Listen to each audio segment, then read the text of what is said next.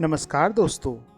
तो आज आपके सामने एक बहुत ही सुंदर कहानी लेके आए हैं। ये आज के परिप्रेक्ष्य में कि जब हम लोग संसार में देख रहे हैं कि लोग एक दूसरे के धन, एक दूसरे की संपत्ति के पीछे पड़े हैं, उसमें ये जानना अति आवश्यक है कि अपने अपने कर्मों का हिसाब सबको देना पड़ता है।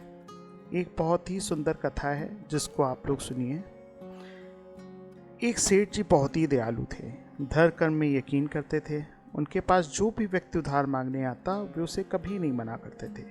सेठ जी मुनि को बुलाते और जो उधार मांगने वाला व्यक्ति आता उससे पूछते, भाई तुम उधार कब लौटाओगे, इस जन्म में या फिर अगले जन्म में? जो लोग ईमानदार होते वो तो कहते, सेठ जी हम तो इसी जन्म में आपका कर्ज चुकता कर देंगे।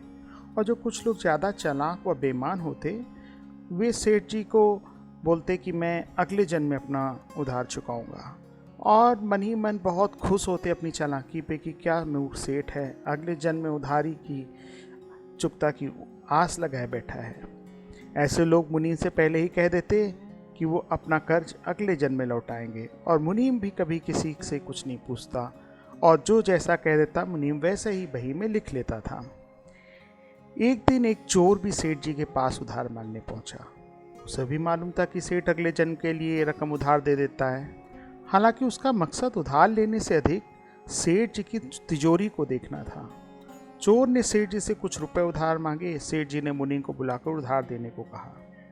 मुनीम ने चोर से पूछा, भाई इस जन्म में लौटाओगे या अगले जन्म में? चोर ने कहा, मुनीम जी यह रकम मैं अगले जन्म में लौटाऊंगा। मुनीम जी ने तिजोरी खोलकर पैसे उसे दे दिए।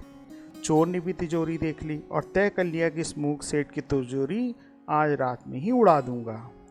अब वो रात में सेठ जी के घर पहुंच गया और वही भैंसों के तबेले में छिपकर सेठ के सोने का इंतजार करने लगा। अचानक चोर ने सुना कि भैंसें आपस में बातें कर रही हैं, और वह चोर भैंसों की भाषा ठीक से समझ पा रहा है। एक भैंस ने दूसरी भैंस से पूछा, तुम तो आज ही आई हो ना बहन? उस भैंस ने जवाब दिया, हाँ आज ही सेठ के तबेले में आई हूँ। सेठ जी का पिछले जन्म का कर्जा उतारना है, और तुम कब से यहाँ हो? उस भैंस ने पलटकर पूछा। तो पहले वाली भैंस ने बताया, मुझे तो 3 साल हो गए बहन, मैंने सेठ जी से कर्ज लिया था, यह कहकर के अगले जन्म में लौटाऊंगी। सेठ जी से उधार लेने के बाद जब मेरी मृत्यु हुई तो भैंस बन गई और सेठ के तबेले में चली आई। अब दूध देकर उसका कर्ज उतार रही हूँ। जब तक कर्ज की रकम पूरी नहीं हो जाती तब तक हमें यहीं रहना होगा। चोर ने जब उन भैंसों की बातें सुनी तो उसके होश उड़ गए और वहां बंदी भैंसों की ओर देखने लगा। वो समझ गया उधार चुकाना ही पड़ता है, चाहे इस जन्म में या फिर अगले जन्म में उसे चुकाना ही होगा।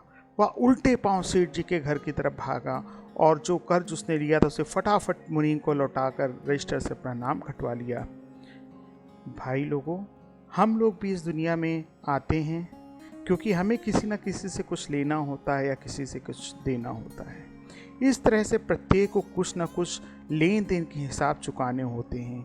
इस कर्ज का हिसाब चुकता करने के लिए उस दुनिया में कोई बेटा बनकर तो कोई बेटी बनकर, कोई पिता बनकर, कोई माँ बनकर, कोई पति बनकर, कोई पत्नी बनकर, कोई प्रेमी बनकर तो कोई प्रेमिका बनकर आता है, कोई मित्र बनकर आता है तो कोई शत्रु बनकर आता है, कोई पड़ोसी बनकर आता है तो कोई रिश्तेदार बनकर आता है। चाहे दुख हो या सुख, हिसाब तो सबको देना ही पड़ता है, ये प्रकृति का नियम है। इसलिए अपने कर्म ऐसे करें कि वे लौट कर आँख के पास ऐसे आएँ कि हम परेशान ना हों। जय श्री राम।